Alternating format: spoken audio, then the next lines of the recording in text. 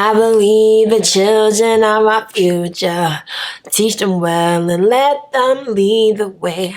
Show them all the beauty they possess inside. Give them a sense of pride to make it easier. Peace, peace, people.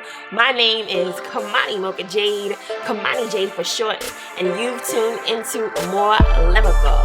And I am here bringing to you honest, transparent, truth-tellingly free conversations on mental health in the spirit of healing justice.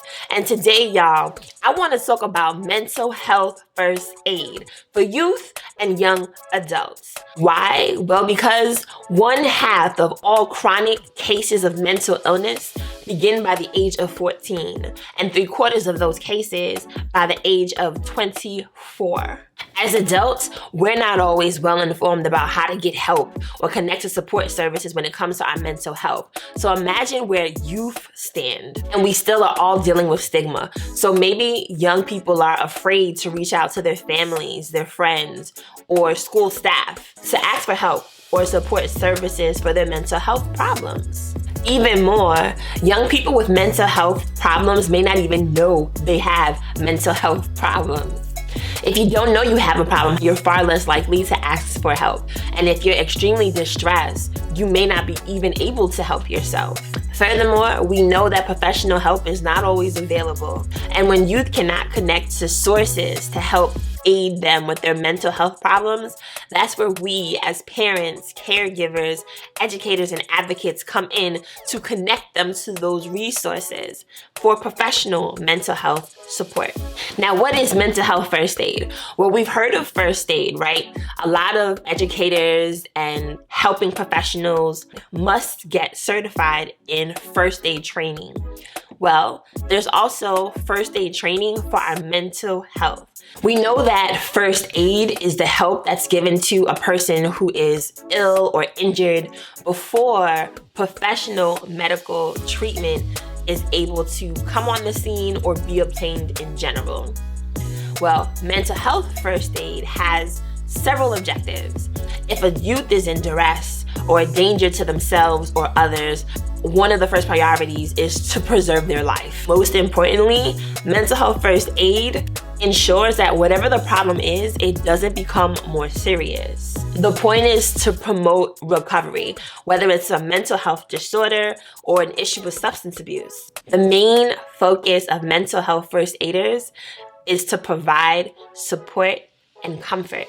And equally as significant, you want to connect youth and young adults to support and resources, guiding them along their way.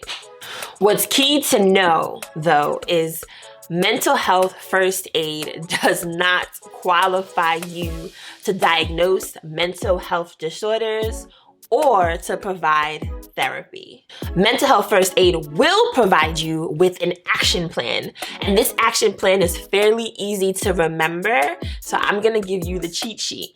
I want you to think of these 5 letters: A-L-G-E-E. I don't know what I just did with my hand, but you get it. Algae, but with 2 E's instead of 1, algae. And I'm gonna tell you what this mnemonic stands for. A is for assess. You want to assess for any risk of harm or suicide.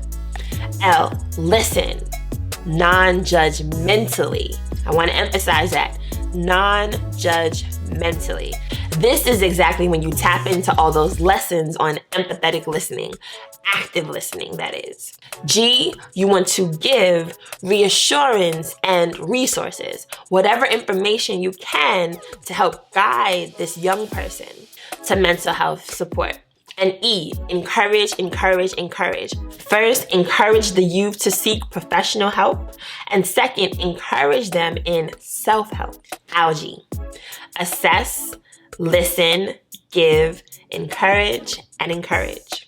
Now, these steps are not necessarily in any specific order, so you want to use your own discretion to figure out what's best for the youth that you're working with. So now that you have your mental health first aid plan, you're probably wondering, when should youth seek professional help?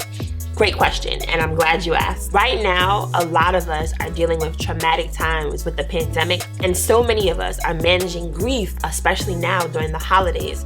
But not all youth are gonna need professional help to recover from a traumatic event. But if you're finding that you're rolling into a month or it's been more than 4 weeks that the youth is struggling, then you're gonna wanna seek out professional help for that youth. So what are some of the signs that they're still struggling after a trauma? Well, if you find that the youth is no longer fully able to enjoy life, that is a sign. If there are any sudden, severe, or even delayed reactions to the trauma, this is something to look at. If they're not able to escape those intense feelings, pay close attention. If these behaviors and reactions are interfering with their normal activities, you know that something's up.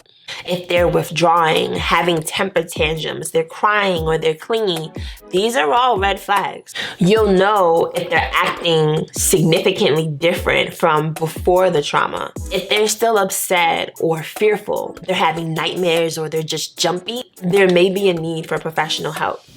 And if your youth cannot stop thinking about the trauma, don't ignore this as a sign.